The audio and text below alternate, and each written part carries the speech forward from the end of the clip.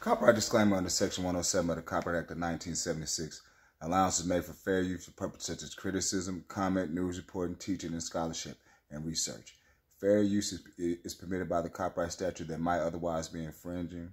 Non-profit educational or personal use tips the balance in favor of fair use. So let's go ahead and cook. Assalamu alaikum, people. This is your boy, Musa. Bring you that Mickey Ficky slap for your device. You already know. Like, share, and subscribe. Like, share, and subscribe. Hit that notification bell. You'll be left in that Mickey Ficky loop. So let's go ahead and cook.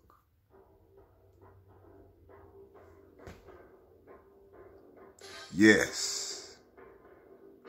The battle of the felines. Yes. On The View, you had Condoleezza Rice and the host, Sonny, getting it in, tug of war.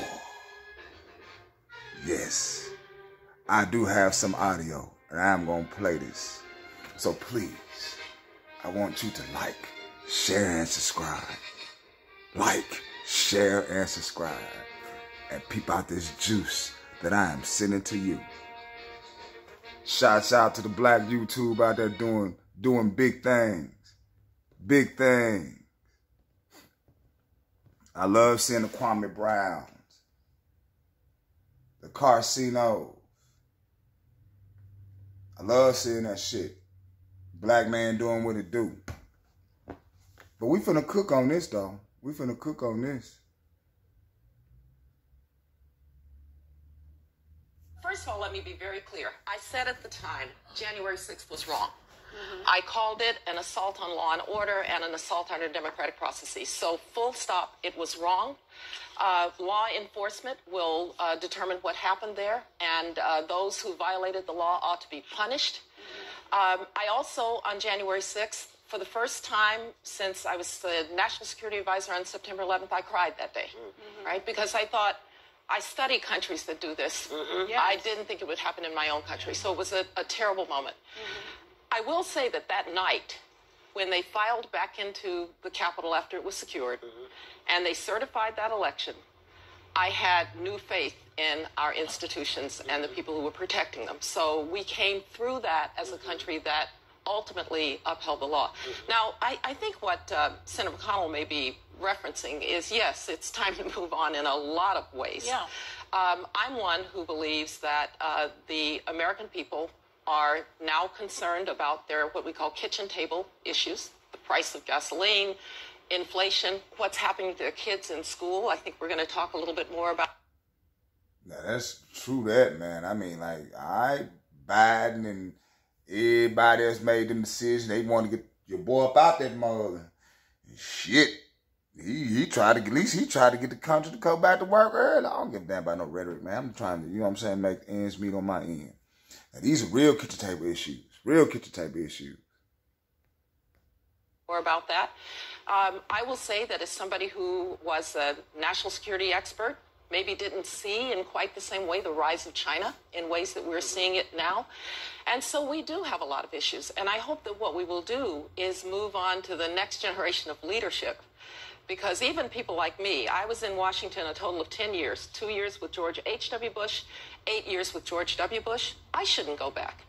We ought to move on to the next generation, move ahead and deal with the American people's issues. You wouldn't go back if they asked you?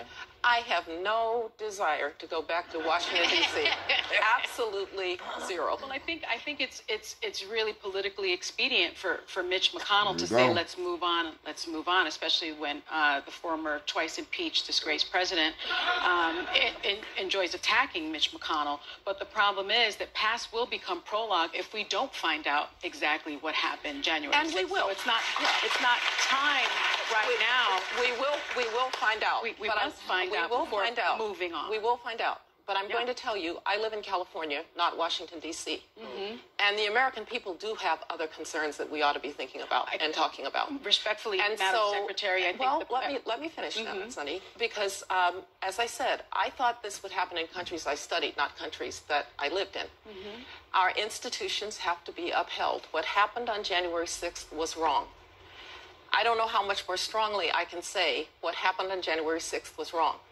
I also know that as a government and as a country, we've got to be concerned about the things that are making life hard for Americans and hard for American families. But when you have, and that's what I'm ready to do. But when you have 80% of Republicans wanting to see Trump run in 2024, you know what? I'm a political scientist, all right? And unless I could see the questions that were actually in that poll, unless I could see the assumptions that were actually in that poll, I'm not going to take for granted that that poll is correct. So Quinnipiac, you don't believe in no, in those I polls. said I'm a political scientist. I understand polls. And unless I really knew what was in that poll, I just want to repeat, as to what I want to see in my party, I want to see the next generation of leadership step up. I want those of us who have been there, done that, to step back. And I want to move on to a better America.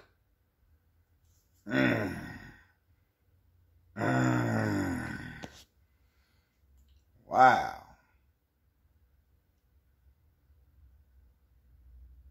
And you know what? I think she got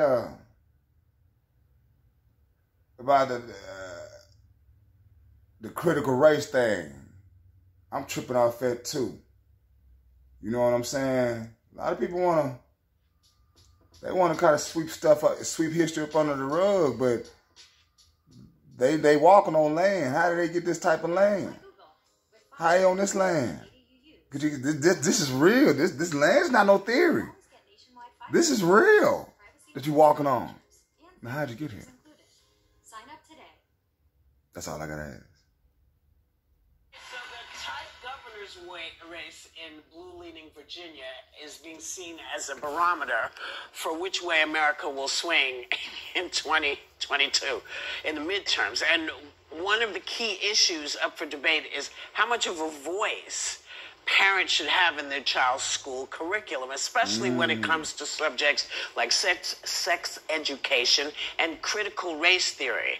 I thought they didn't teach critical race theory until they went to like law school or something. That's right. I sure hope not, because I'm not certain 7-year-olds need to learn it. It just sounds crazy to me. Does, But the question is, do parents need more influence here, or should they leave the lesson planning to the pros? Well, I was a teacher, and there is a curriculum that teachers follow, and it's studied. No, what I'm learning, you teach your own child. Don't rely on nobody else to give them their circumference of learning. And you're going to get the diameter of their skills. You heard me. You heard me. You ain't going to go no more than midway. You heard me. No power at all. Just tools. But then, you know what I'm saying, you want them to be blind of their history. You know what I'm saying? Nah, you don't tell the Jewish community to do that now, do you? Was that a theory that they went through? Huh? I don't think so. That's just real talk. Anybody can respect a man on that. Gotta honor, man. By supposedly experts. I have a lot of education credits because you learn how to teach and you learn your subject. So you can't really pit that up against a parent who just is annoyed that you're teaching, To Kill a Mockingbird or whatever the curriculum says. You can't have the parents interfering to that extent in the curriculum. But it's nice to hear from them. But if they are adamant and they don't want you to teach what is going to be taught, period, they're going to have to homeschool their kids because this is not going to wash. I agree. Well, they're actually homeschooling them in increasing numbers. And I think that's a signal. Hell yeah. Parents ought to be involved in their children's yes, they education. Should. Their children are in school 7 hours. That's a very formative period. And I think parents ought to have a say. We used to have parent-teacher conferences. We used to have PTAs. There are lots of ways for parents to be involved, and they should be. But if I could take a moment to talk about the whole issue of critical race theory and what is and is not being taught. I come out of an academic institution, and this is something that academics debate, what is the role of race and so forth. And let me be very clear. I grew up in segregated Birmingham, Alabama. I couldn't go to a movie theater or to a restaurant with my parents. I went to segregated schools till we moved to Denver. My parents never thought I was going to grow up in a world without prejudice, but they also told me that's somebody else's problem, not yours. You're going to overcome it, and you are going to be anything you want to be. And that's the message that I think we ought to be sending to kids. One of the worries that I have about the way that we're talking about race is that it either seems so big that somehow white people now have to feel guilty for everything that happened in the past. I don't think that's very productive. Or black people have to feel disempowered by race. I would like black kids to be completely empowered, to know that they are beautiful in their blackness. But in order to do that, I don't have to make white kids feel bad for being white. So somehow this is a conversation that has gone in the wrong direction. That last part, you don't have to watch. Yeah, you know, there's a little bit of it in order for black kids who, quite frankly, for a long time, the way they were portrayed, the way their history was portrayed, it was second-class citizenship. Of course. But I don't have to make white children feel bad about being white in order to overcome the fact that black children were making... Now, see, how am I going to make you feel bad if I'm just telling you the truth? See, that, I mean, I understand what you're saying, but telling the truth, that shouldn't make nobody feel bad. This is a guilt they have amongst themselves. Just being real. Now, I'm not going to sugarcoat no shit. No, I'm not. I'm not going to do that. It's not going to happen.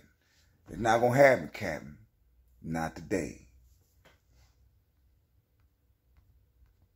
Come on, play it. Oh, now it's acting like it's tripping. I have a couple examples here, actually.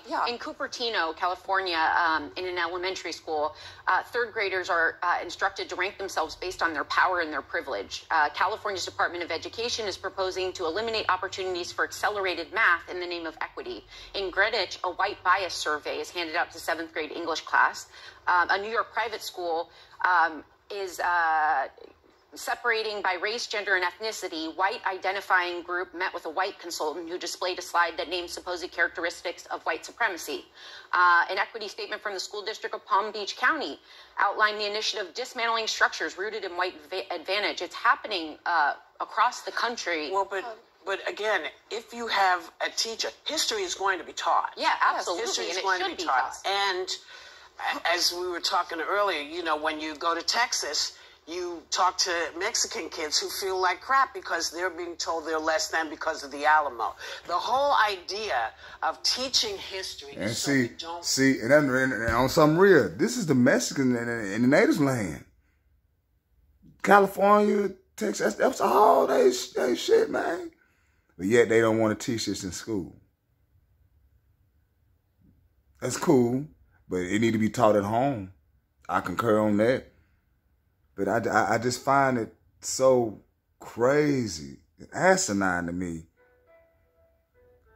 that you want to hide the truth. The truth, it's right there when I write my name down on something. It's right there. How did that name get there? See, but how can you... That's not making nobody feel bad. You just stating facts. It is what it is. But anyway, like, share, and subscribe. Like, share, and subscribe. Hit that notification bell. You'll be left in that loop. Peace and a ball of high grease, people.